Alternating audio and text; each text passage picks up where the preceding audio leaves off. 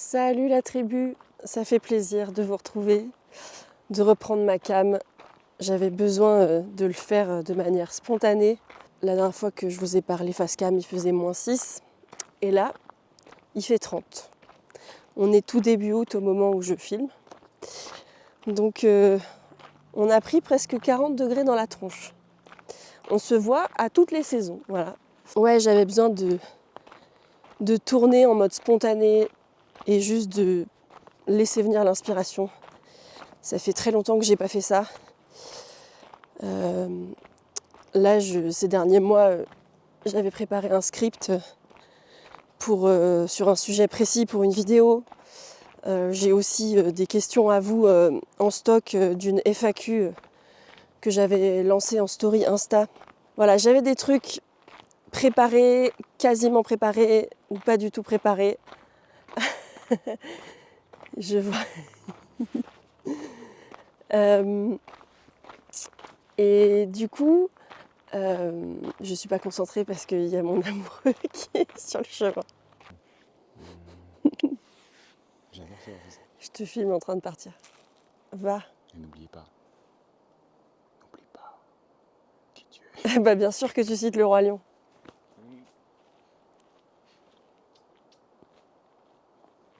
Donc je disais, j'avais j'avais quelques idées de vidéos en préparation, mais je figeais complètement, je n'arrivais pas à m'y mettre. Et puis aussi parce que en fait, cette année m'a complètement balayée, quoi. Ça fait 1 an qu'on a déménagé à la montagne et il s'est passé tellement de choses en 1 an, on a fait tellement de trucs. On a passé la majeure partie de notre temps, de notre énergie, de notre sueur et de notre âme à travailler sur la maison, à faire du bricolage, installation, des travaux. Tout ça, ça prend beaucoup de bandes passantes. Et d'autant plus quand on est neuroatypique, que notre système nerveux est déjà très vite saturé et sollicité, ça fait beaucoup. Ça fait que des nouvelles choses en fait. Un nouveau lieu, des nouveaux gens, des nouveaux repères, tout reconstruire. Plus, moi j'ai eu pas mal de maladies et d'accidents. Vraiment, j'ai jamais eu autant de merde en 1 an.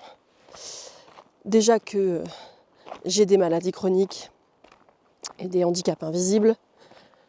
Donc il y a plein de trucs qui sont venus se rajouter sur déjà un quotidien au niveau santé qui est éprouvant. J'ai fait un article un peu plus là-dessus, sur les bilans des 1 an de l'emménagement sur mon Insta, toujours @mystiqueatypique si vous voulez aller voir. J'avais pas du tout d'espace pour filmer. Et là, ces derniers temps, je sentais un petit peu plus d'énergie créative revenir, parce qu'en fait, il faut de l'énergie pour créer. Ça, je m'en rends compte maintenant. Et depuis le burn-out, il y a 3 ans, j'ai très peu dessiné, très peu écrit. Enfin, peut-être un peu plus écrit que dessiné, mais voilà, tout ce qui est des espaces d'expression créative pour moi, d'habitude, qui me font beaucoup de bien, là, j'avais moins le jus pour ça, quoi, le carburant. Et même en vrai de vrai, ça fait depuis que j'ai terminé mes études et que j'ai commencé la vie active, entre guillemets, comme si on n'était pas vivant et actif avant, mais bref. Depuis que j'ai commencé ma vie pro, je dessine beaucoup moins. Et souvent, ça me manque, souvent je m'en plains. Et du coup, depuis le burn-out, c'est encore pire. Donc voilà, j'apprends petit à petit à accepter où j'en suis, accepter mes états, accepter mes fluctuations, accepter ce que c'est la vie d'une personne handicapée et malade chronique dans cette société. Chemin difficile et solitaire, vraiment, parce qu'on vit dans une société productiviste, hyper individualiste, matérialiste, très coupé de la vie et de la nature avec un grand N et des lois naturelles de l'être humain.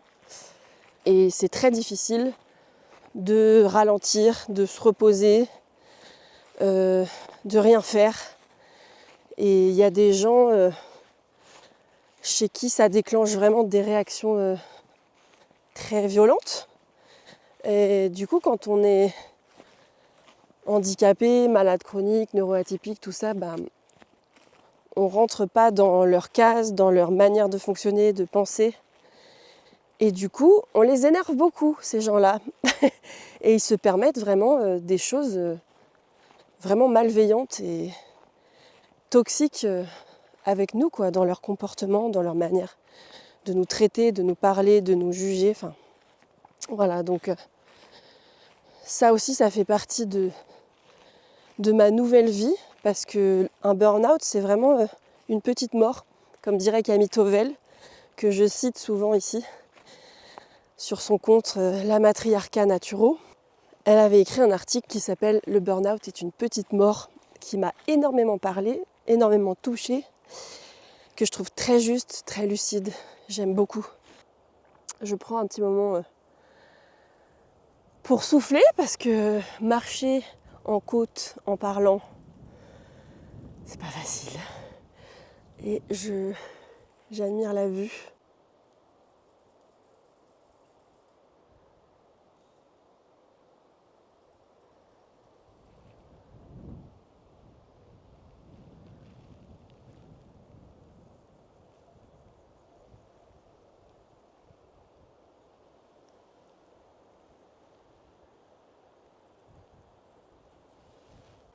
Donc ouais, ça fait partie de ma nouvelle vie que d'avoir vécu un grand tri dans mes relations.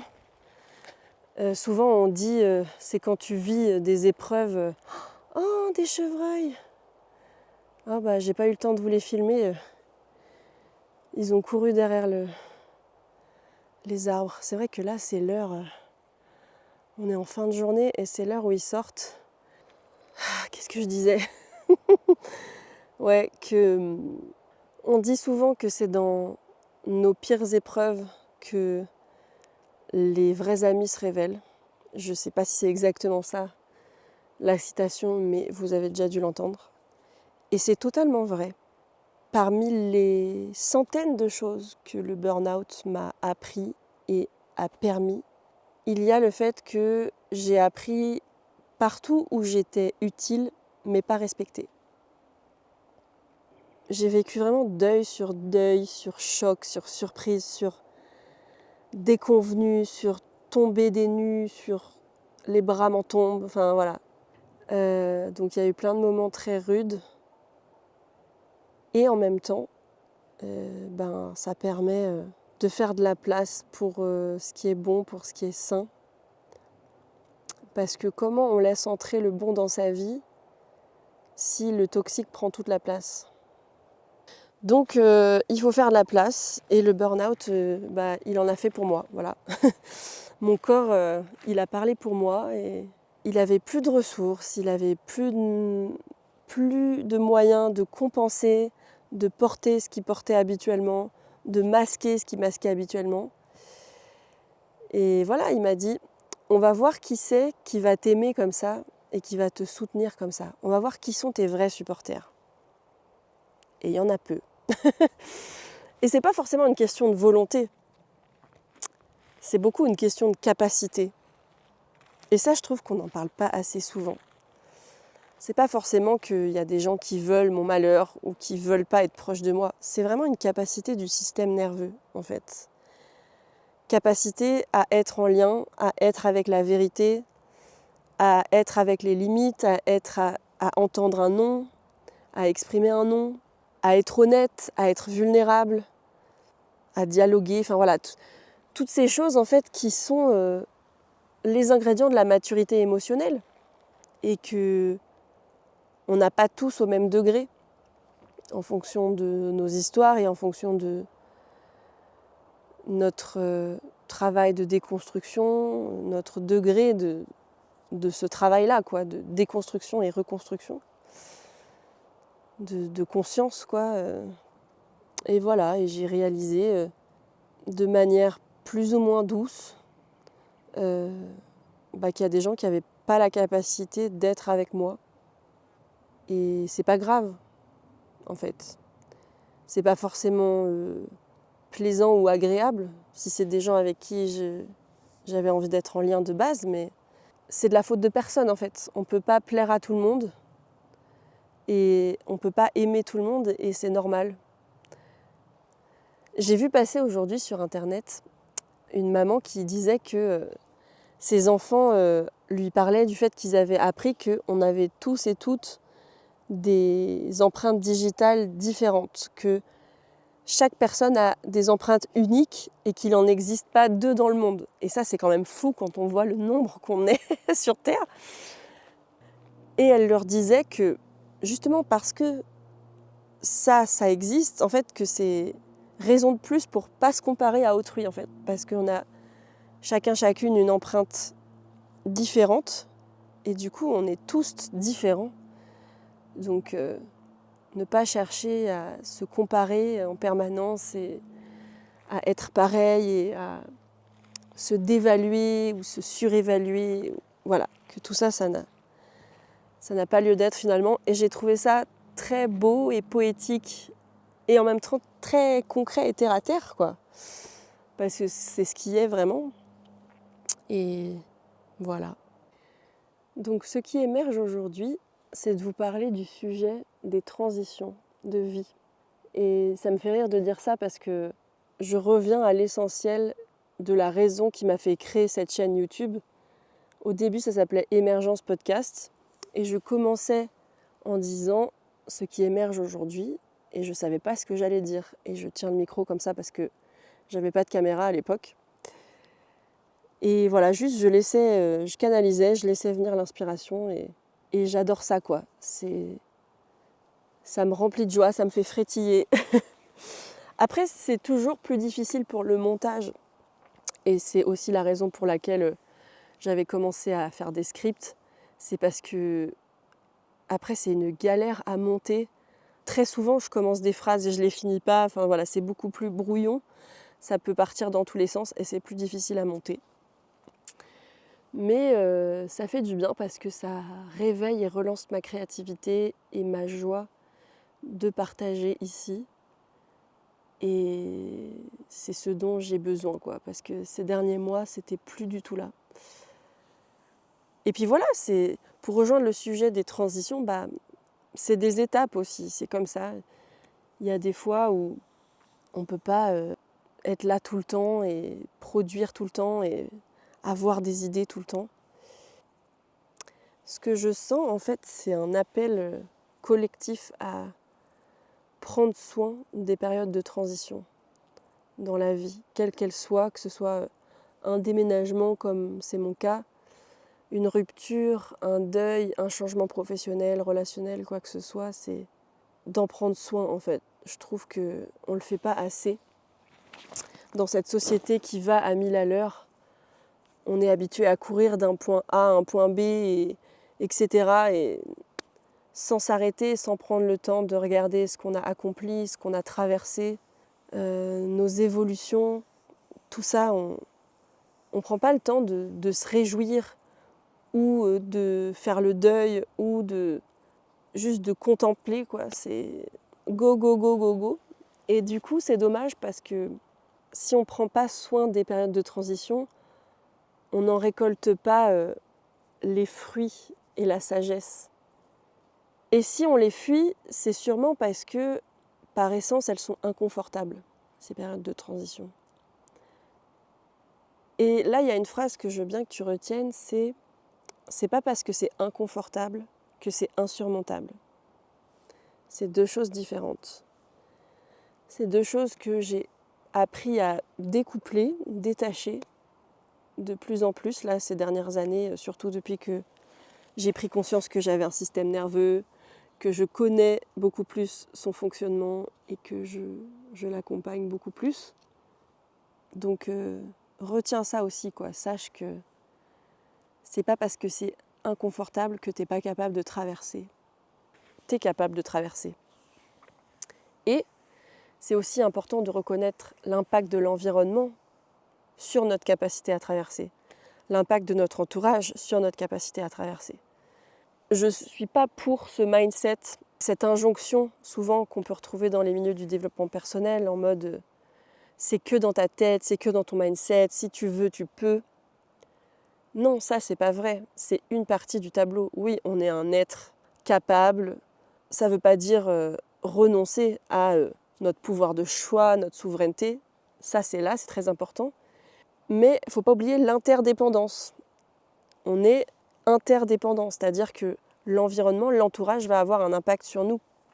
La qualité de ce qui nous entoure va influer sur notre capacité à traverser. Et si on a un entourage, un environnement qui est bon pour nous, qui est sain pour notre système, bah là, ça va nous porter, nous aider encore plus. Et à l'inverse, si on est dans un environnement toxique, dans des relations toxiques, bah là, ça va nous restreindre, nous freiner dans notre évolution, dans notre capacité à traverser. J'ai vraiment l'image d'un accouchement, en fait, d'une femme qui accouche, quoi. C'est un moment de transition tellement intense, challengeant, vulnérable, puissant, magnifique. Il y a tout, quoi. Et forcément que, là, ça paraît encore plus évident, quoi, quand j'utilise cet exemple-là, forcément que l'impact, forcément que la qualité de ce qui entoure la femme à ce moment-là, ça va impacter cette traversée. Et en même temps, son corps est capable. Ça ne veut pas dire que son corps n'est pas capable tout seul. Son corps, il est capable, il est fait pour ça, quoi. Mais il y a les deux.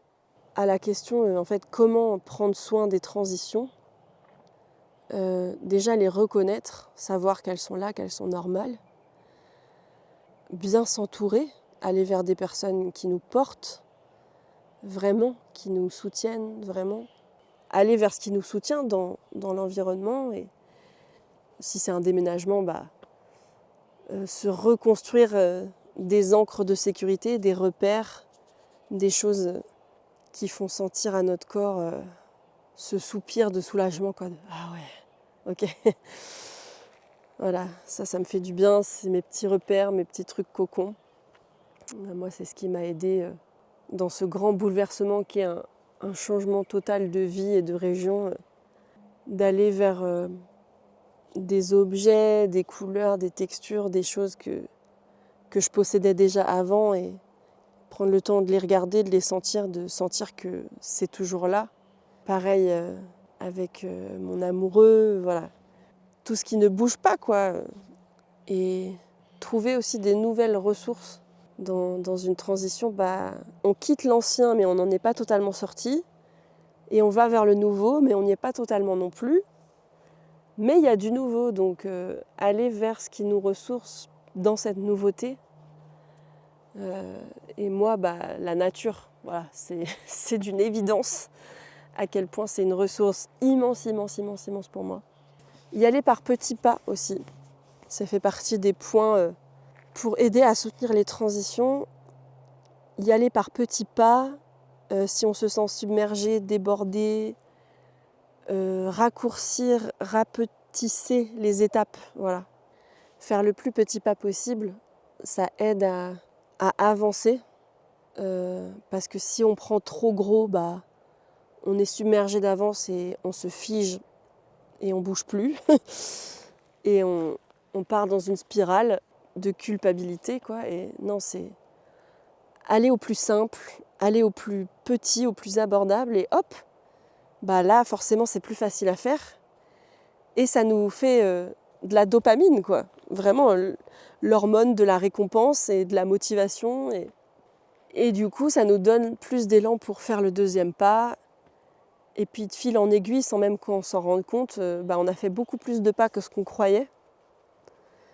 Ça, c'est quelque chose que j'ai découvert aussi assez récemment, quoi. C'est quand je m'autorise à faire plus petit, plus simple, à ralentir, à moins en faire, à me reposer, à passer des jours entiers dans le canapé ou dans le lit, même si c'est très dur pour moi de absolument rien faire. Donc, je suis quand même toujours plus ou moins en train de regarder des vidéos, de lire des articles, de me renseigner, de m'informer, de me cultiver sur tous mes intérêts, mes passions, voilà. J'adore apprendre et il y a plein de sujets qui m'intéressent, quoi. Mais de plus en plus, j'arrive à avoir des moments quand même où je repose mon corps et mon esprit, où voilà, je fais un peu plus souvent des siestes, ou des moments où je prends le temps dans mon corps de faire un peu de mouvement, d'étirement, tout ça. Bref, ouais, ce que j'ai réalisé, c'est que quand je m'autorise des moments de ralentissement, de moins, de repos, de simplification, et bah après je repars beaucoup plus vite et beaucoup plus loin que ce que je pensais en termes d'énergie, de motivation. Enfin. Et en fait, quand on a peur de jamais repartir si on se pose, c'est qu'on s'est jamais posé. Ça aussi, c'est une phrase que je veux que tu retiennes et qui a été une grosse réalisation pour moi en fait. C'est ouais, j'avais peur de m'effondrer et de jamais repartir, mais parce que je ne m'arrêtais jamais. Donc forcément que je pressentais l'extrême inverse. Parce que bah, mon système, il connaissait que hyperactivité, shutdown, hyperactivité, burn-out, hyperactivité, épuisement. Du coup, on ne peut pas envisager qu'il y a une troisième voie. Alors que si, elle est là, elle existe. Mais c'est pas facile de le savoir quand on l'a jamais vécu. Et que depuis sa plus tendre enfance, on fonctionne en mode survie, qu'on fonctionne sous hormones de stress permanentes, qu'on ne sait pas. Le système, c'est vraiment physiologique, hein, le système ne sait pas qu'autre chose est possible. Il n'a jamais pu le développer, il n'a jamais pu l'exploiter. Donc ça, c'est quelque chose qu'il faut l'entraîner à découvrir, à vivre. Et ça ne se fait pas en 2 jours. Hein. Ce qui s'est construit sur des dizaines d'années ne se déconstruit pas et ne se reconstruit pas en 2 jours. Ne se reconstruit pas d'une manière différente, quoi. Donc voilà, ça aussi, ça fait partie des grandes leçons depuis le burn-out. Et là, je me rends compte que la luminosité tombe de plus en plus parce qu'on est en fin de journée et que le ciel se couvre de nuages gris et en même temps de trouées bleues. C'est très joli, peut-être je vais vous faire un plan là-dessus.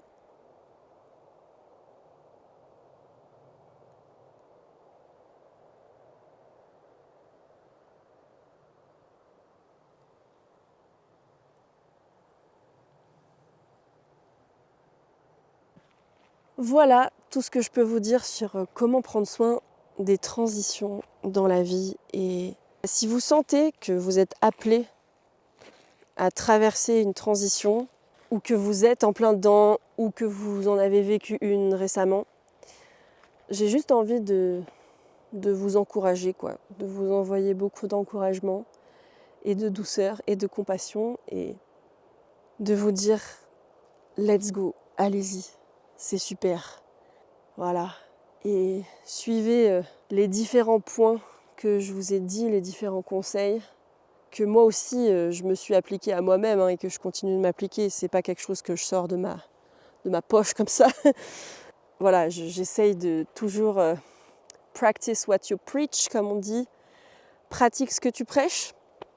On le dit jamais en français, mais j'aime beaucoup ce que ça veut dire, quoi. C'est très clair. Voilà, donc je me l'applique à moi-même. Applique-le à toi aussi et tu vas voir, ça va t'aider. Ça m'a fait plaisir de te retrouver, de vous retrouver. J'alterne tout le temps entre le tutoiement et le vouvoiement. Vous commencez peut-être à avoir l'habitude. Et n'hésitez pas à me dire dans les commentaires des sujets dont vous aimeriez que je parle, des thèmes comme ça. Moi, c'est ça que j'aime beaucoup aussi, c'est offrir le fruit de mes compétences à voir ce qui est, à voir au-delà des voiles et des masques de notre société et à voir les fonctionnements en fait qui sont derrière et avec la systémie, un aspect systémique. Voilà, j'adore cueillir la sagesse du jour. C'est sympa comme image ça. Hop là. Quel fruit a envie d'être cueilli et d'être offert aujourd'hui? Ça se sent que j'ai faim? J'ai faim. Ouais. J'ai faim, je crois. Mon estomac se réveille au moment où je dis ça. Et bah, je vais vous laisser là-dessus. J'espère que ce que j'ai dit fera sens, que j'arriverai à monter tout ça. Et si tu as regardé jusqu'ici, tu peux me commenter. On va reprendre notre petit rituel. Quel est ton moment préféré de la journée? Et moi, je dirais que c'est la fin de journée, principalement pour les couchers de soleil, en fait, pour le ciel et les couleurs et les formes qu'il y a dans le ciel à ce moment-là. Et puis j'aime bien cette période, voilà. Dis-moi. À bientôt, prends soin de toi et de ceux qui t'entourent. Bye. C'était quoi ce... Bye. Je mue. Bye.